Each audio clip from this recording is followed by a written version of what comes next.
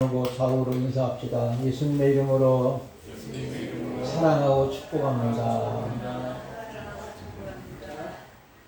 오늘 주제는 아들의 고난.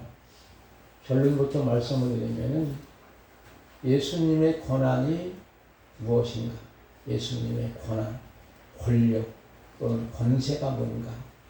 이야기를 쭉 하고 있는 내용인데, 쉽게 말하면 구원과 심판이 예수님의 권력입니다.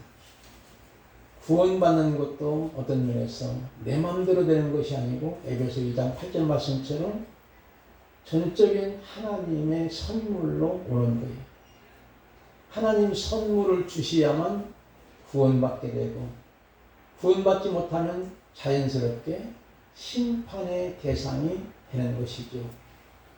오늘은 우리가 살아듣기 맥주 감사절로 지킵니다. 우리 모두가 무엇보다도 한 날만 정해놓고 감사하는 것이 아니라 우리의 일상생활 속에서 언제나 범사에 감사할 수 있기를 먼저 주님의 이름으로 축복을 드립니다. 항상 감사하고 쉬지 말고 기도하고 범사에 감사하는 것은 하나님의 뜻이라고 분명히 말씀합니다. 그러면 우리는 아무것도 염려치 말고, 왜 염려하고 근심하고 걱정하고 그런가요? 사람들 대부분이 염려의 보따리를 가지고 있습니다. 근심도 합니다. 지나친 걱정합니다. 두려움과 공포에 쌓이기도 합니다. 그러나 하나님의 주권 아래 있는 것을 알기 원합니다. 제가 반찬 나눔을 많이 할 때 성모시장에서 시장을 봤었어요. 우리 집사람은 시장을 보고 이제 물건을 싣고 주차장에 이제 파킹을 하는데 갑자기 차가 뿌드덕 소리 나더라고요. 왜 그런가 그랬더니 그 타이어 한쪽이 썩어가지고 주저앉은 거예요. 차가 사실은 한 45만 킬로 됐습니다. 거의 한 16년 동안 썼는데 스타렉스를 이제 카센터 가서 물어보니까 이건 고칠 수 없습니다. 이거 고치면 또 옆에 또 떨어지고 썩어가지고 나중에 천만댕이로 목사님 사갔지, 만약에 고속도로 달리다가 그것이 주저앉았더라면 차가 뒤집어집니다. 근데 그 첫날에 제가 어딘가 갔다 왔었어요. 고속도로 달렸다고 왔거든요. 깜짝 놀란 거예요. 아, 하나님이 그래도 살려주셨네. 이 생각이 갑자기 들어갑니다. 이건 뭐냐면 하나님의 일하심에 있는 거예요. 우리는 보통 하나님이 일을 하지 않는 것으로 여기지. 그냥 창조만 해놓고 하나님이 자연 법칙에 놔뒀구나. 그 이론을 이실론이라고 합니다. 어떤 분들은 불가지론을 합니다. 그러나 분명한 것은 하나님이 일하시고 지금도 일하시는 줄 믿으시기 바랍니다. 하나님이 간섭하십니다. 하나님이 동행하십니다. 일일이 우리의 머리털까지도 세심받으시고 참치 한 마리도 하나님 허락 없이는 떨어질 수 없는 거예요. 그런데 우리들은 하나님이 아무것도 안 하시는가 봐. 그렇게 오해할 때가 있는 거예요. 그래서 오늘 본문에는 없지만 17절 말씀 보니까 이런 말씀이 나오지요. 예수님께서도 이르시되 내 아버지께서 이제까지 일하시니 나도 일한다 하시니, 바로 하나님 일하시니 나도 일하는 거예요. 그러므로 중요한 것은 이런 사람이 있음 자체를 통해서 일하는 거예요. 누군가 나를 보고 위로를 받고 힘과 용기를 얻게 된다면 일을 하는 겁니다. 그래서 우리 믿음의 사람들은 어떤 존재로 살아가는가가 중요해요. 우리는 어떤 존재일까요? 하나님의 걸작품입니다. 따라합시다. 나는 하나님의 걸작품이다. 원어로 보면 포이에마라 씁니다. 하나님의 걸작품입니다.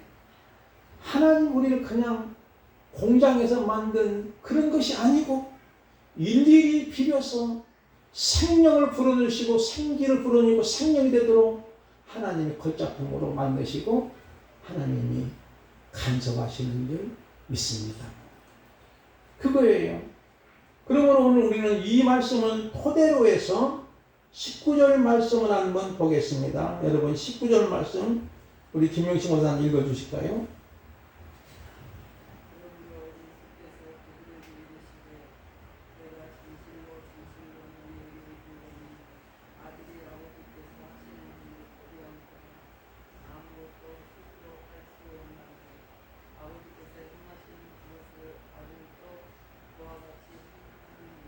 아멘. 감사합니다. 그러므로라는 말은 앞에 있는 이야기를 연결시키는 거예요. 우리가 앞에 있는 이야기를 같이 나눴지요. 베세다 연못가에 38년 된 병자를 주님이 안식일 날 내 잘 들고 걸어가라 고쳐주신 사건이에요. 38년 동안 질병으로 고통받는 사람을 안식일에 예수님이 취하신 자리를 들고 가라 하심으로 그 병자가 곧 나와서 잘 들어가는 것을 유대인들은 안식일 규정을 어겼다. 트집어잡는 거예요.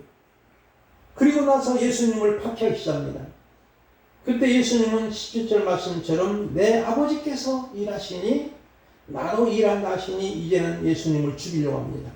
이유는 안식일을 범할 뿐 아니라 하나님은 친아버지라여 자기를 하나님과 동등으로 삼으시느라 하면서 이렇게 박해뿐만 아니라 죽이려고도 할 때 예수님은 19절 말씀을 하시는 거예요. 이 말씀의 중요한 단어는 아버지께서 하시는 일을 보지 않고는, 이 말은 본다는 뜻이죠. 보지 않고는 아무것도 스스로 할 수 없다는 거예요. 우리가 볼 때 자기의 관심사에 눈에 쉽게 띄지만 관심이 없는 것은 그냥 지나치고 마는 거예요. 애주가는 술집이 있는가 바가 있는지 쉽게 보이지만 그래서 선택적 시각이 있다고 했습니다. 요즘에 듣는 말에 의하면 대학가에 서점은 별로 없고 카페나 미용실이 많다는 거예요. 성도는 영의 눈이 열려야 영적인 진리를 볼 수 있습니다. 그러므로 우리는 하나님의 위엄과 말씀으로 가득한 세상을 볼 수 있어야 됩니다. 찬송가 79장처럼 주 하나님 지으신 모든 세계, 그것을 우리는 자연 만물을 통해서 볼 수 있어야 됩니다. 조각과 노댕은 그냥 보는 것이 아니고 안에서 속에서 보고 조각을 했다고 합니다. 제가 한번 이야기할 테니까 여러분이 맞춰주시기 바랍니다. 어떤 분이 깜방에서 만난 분인데 심심하니까 그림을 그리는 거예요. 근데 그 당시 목사님도 깜방에 갔었어요. 왜냐하면 건축하다가 부도가 나가지고 두 분이 한 방에 있어서 한 분이 계속 그림을 그리는 거예요. 근데 뭔가 봤더니 집을 그리는 거예요. 근데 집을 그리는데 이분은, 우리는 보통 일반적으로 집을 그릴 때 지붕 것도 먼저 싹 그리고 나서 주축들 그리고 뭐 창문도 달고 이렇게 해서 이제 그리지 않습니까? 근데 이분은 거꾸로 그리는 거예요.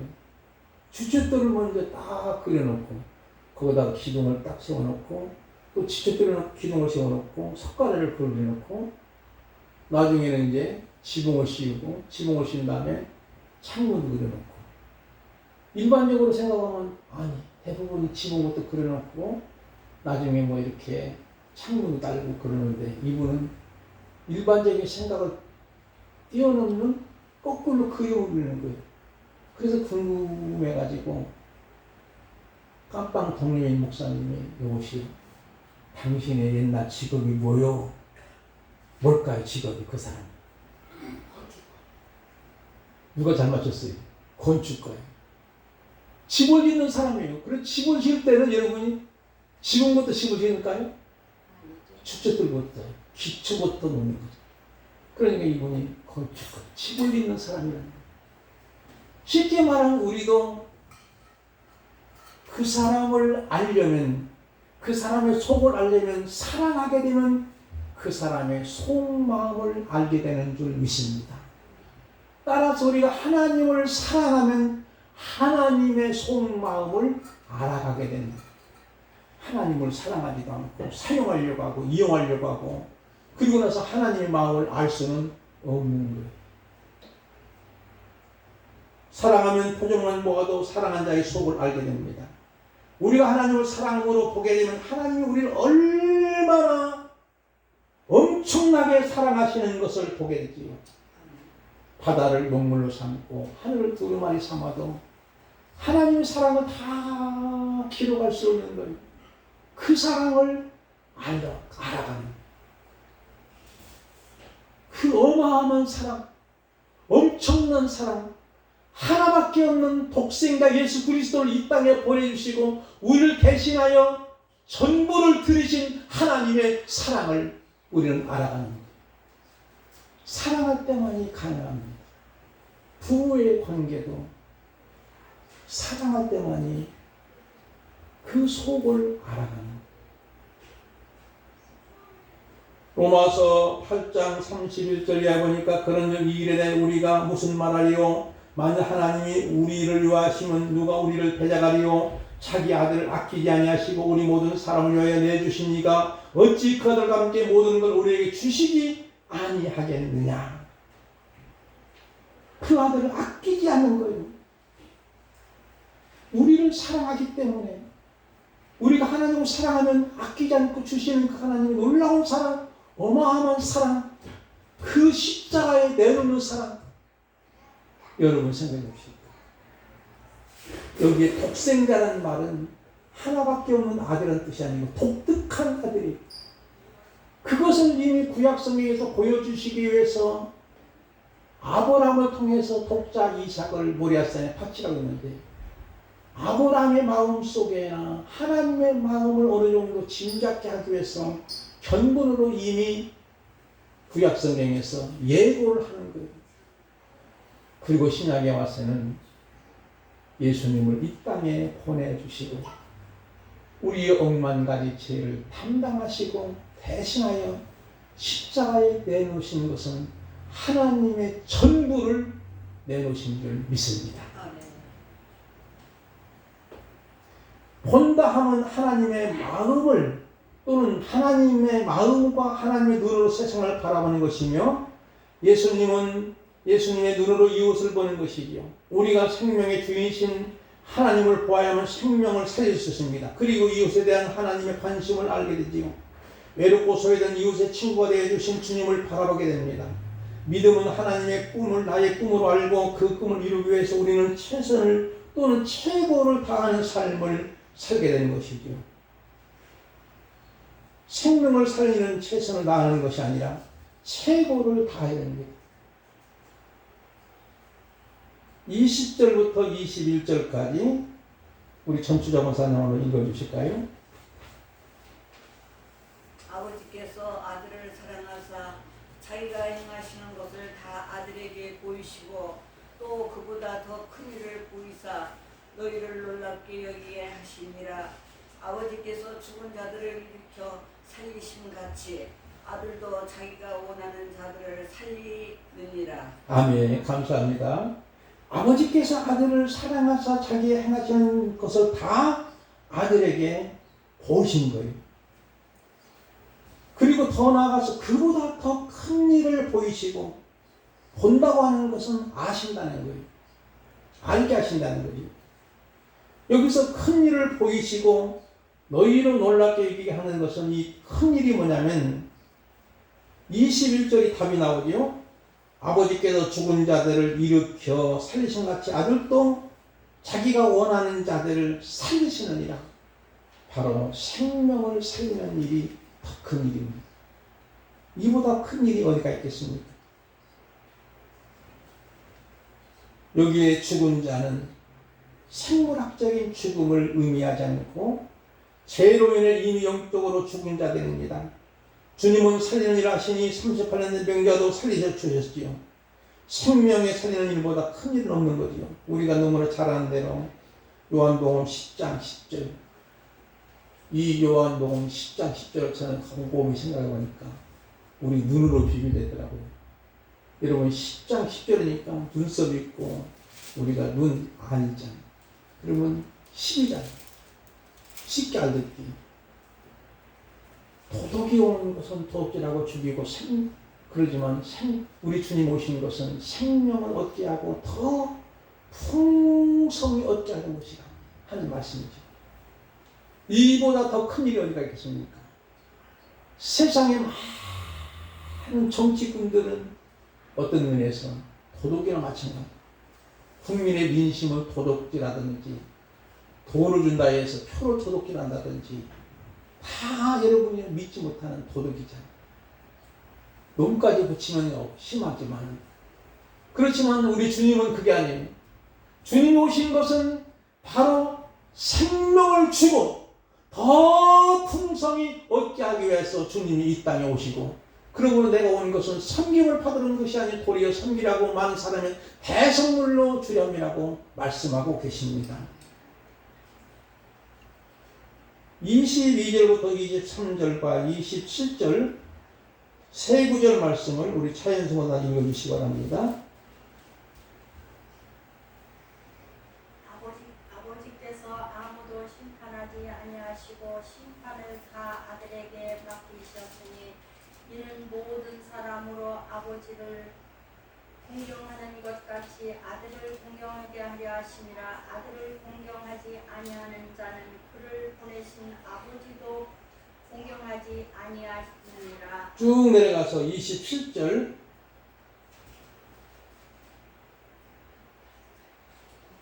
또 인자됨으로 말미암아 심판하는 권한을 주셨느니라. 아멘. 그러면 여러분 쉽게 이해가 되지요.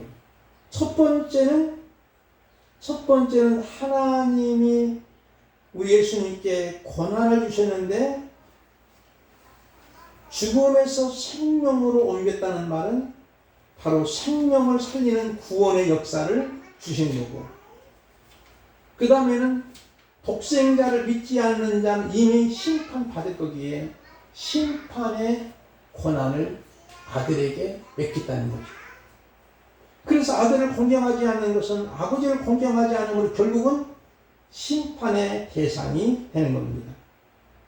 그래서 24절 말씀을 제가 읽어드리겠습니다. 내가 진실로 너에게 이르노니 내 말을 듣고 또 나 보내신 이를 믿는 자는 영생을 얻었고 심판에 이르지 아니하노니 사망에서 생명으로 옮겼느니라.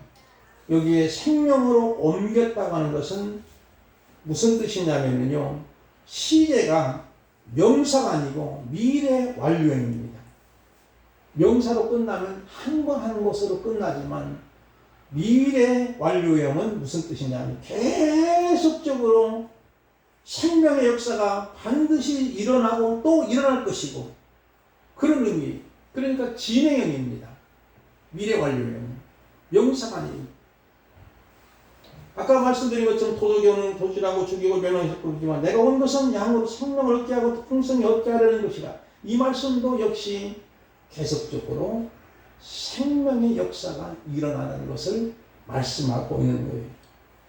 그래서 이런 사건은 내 말을 듣고, 따라합시다. 내 말을 듣고. 제가 자주 인용하는 말씀이 있죠. 우리 기독교는 보는 종교일까요? 듣는 종교일까요? 듣는 종교입니다. 말씀을 들어야만 죽음에서 생명으로 옮겨질 수 있습니다. 그래서 내 말을 듣고 그러죠. 25절부터 28절까지 쭉 긴 말씀이지만 우리 박선희 집사님 읽어주실까요? 진실로 너에게 이르노니 죽은 자들이 하나님의 아들의 음성을 들을 때가 오나니 곧 이때라. 듣는 자는 살아나리라. 아버지께서 자기 속에 생명이 있음 같이 아들에게도 생명을 주고 도속이 있게 하셨고 또 인자됨으로 말미암아 심판하는 권한을 주셨느니라. 28절까지. 이를 놀랍게 여기지 말라. 무덤 속에 있는 자가 다 그의 음성을 들을 때가 오나니. 아멘. 거기까지만요. 여기 말씀의 핵심 단어, 주동사가 뭘까요? 말씀을 듣는다는 거죠. 말씀을 듣고 그러죠. 음성을 들을 때가 오나니 곧 잇따라 듣는 자는 어떻게 된다고요? 살아나리라. 그 다음에 28절도 이를 놀라게 여기지 말라. 무덤 속에 있는 자가 그의 음성을 들을 때가 오나니 그랬잖아요. 말씀을 들어야만 죽었던 영혼이 살아나는 줄 믿습니다. 그래서 우리는 중요한 것이 뭐냐면요. 성경에 보니까 예수님이 세 사람을 진짜로 살린 사건이 나와요. 첫 번째는 나사로의 살리는 사건. 두 번째는 과부의 아들 살리는 사건. 나사로는 무덤에 있을 때 살려냈고, 과부의 아들은 지금 상해를 메고 가는데 중간에 예수님이 장례 행위를 딱 멈추게 하고, 이 청년아 일어나라. 과부의 아들을 살리시고, 그 다음에 회당장 야일의 딸을 살리신 사건이 있는데, 이 사건은 당장 죽었다고 성경합니다. 그때 예수님이 두려워 말고 믿기만 하라 하는 거죠. 그리고 해당장 야일의 딸을 살리는 사건이 나온 거죠. 그러면서 우리는 주님이 나사로 살릴 때 주님이 하신 말씀 중에 기억나는 것은 나사로야 나오라. 주님이 명령하시니까, 말씀하시니까 그냥 무덤에 있는 나사로가 몸에 다 수의를 입힌 채 번뜩 일어나는 거. 얼마나 놀랐을 거예요. 만약 실제적인 우리가 사건 지금 체험한다면 그런 사건이 이렇게 들으면 단순한 것이 아니고 순종을 통해 삶의 변화를 의미합니다. 죽은 영혼이 살아나는 삶으로 38년 된 병자의 고침으로 삶이 달라지게 되고, 나사로도 마찬가지죠. 그러므로 구원의 시금석은 들음입니다. 들음은 순종입니다. 로마서 10장 10절 말씀 보겠습니다. 사람이 마음으로 믿어 의에 이르고 입으로 신하여 구원에 이르느니라. 그러므로 믿음은 들음에서 나며 들음은 그리스도의 말씀으로 말미암이라. 들음에서 구원받는 역사가 일어나게 되는 줄 믿습니다. 그런 면에서 우리는 언제나 말씀을 읽기도 하고 듣기도 하고 지키는 자가 요한계시록 2장 3절의 말씀처럼 복이 있다 그랬거든. 말씀을 사모하는 사람은 건강한 성도입니다. 몸이 아프거나 감기 몸살만 있어도 밥을 꿀맛처럼 먹습니까? 권사님? 우리 주정사님 몸이 안 좋으면 밥이 막 꿀맛같이 들어가요? 아무것도 진주성찬 막 갈비 같은 거 갖다 놔도 못 먹어. 왜? 몸이 불편하니까. 마찬가지로 영혼이 병들어 있으면요 말씀을 안 먹어져. 그러나 영혼이 헐떡거리고 정말로 시장기를 느끼면 그분은 건강한 성도인 줄 믿습니다. 그래서 귀 있는 자는 성령의 교다시는 말씀을 들을지어다고 이제 소아시 7교회 계속적으로 주님은 말씀하시는 거예요. 그 말씀을 제가 다 옮겨놨는데 여러분 한번 읽어보시면 됩니다. 집에 가서. 귀 있는 자는 성령의 교다시는 말씀을 들으라는 것은 들어야만이 사망에서 생명으로 옮겨지고 이 일을 주님은 오신 사건이 생명을 구원하고자 오신 사건이 주님이 이 땅에 오신 고난. 귀로만 듣는 것이 아니라 가슴으로 온몸으로 들어야 됩니다. 26절과 27절 보면 아낌없이 아들에게 다 주시는 것은 구원과 심판의 권한을 다 주신 거예요. 무덤에 있는 자는 누굴까? 영적으로 죽은 자들의 영혼입니다. 삶의 의미와 보람도 없고 인생의 삶이 천하보다 귀한 존재면 인식 못하고 절망하고 좌절하고 낙심해 있는 영혼들입니다. 우리가 제대로 하나님의 아버지 독생자를 보내신 엄청난 사실을 보고 듣고 있는다면 삶의 변화가 일어나죠.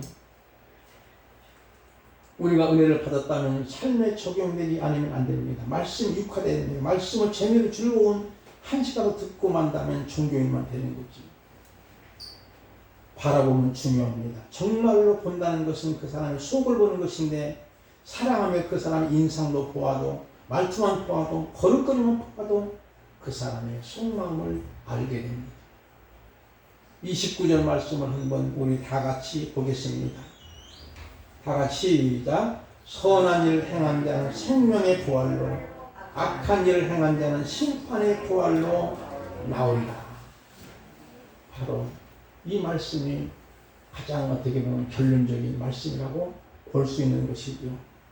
그러면 우리는 이 말씀 속에서 선을 행하는 각 사람에게 영광과 존귀와 평강이 있으리니 먼저는 유대인의 그리고 헬라인이 한 것처럼 우리는 아들이신 그리스도께 생명을 살리는 권한과 심판의 권한을 하늘 아버지로부터 받았으니 우리는 그분을 믿음으로 심판의 부활이 아니라 생명의 부활로 나오시기를 주님의 이름으로 축복을 드립니다. 우리 찬양 드리고 540장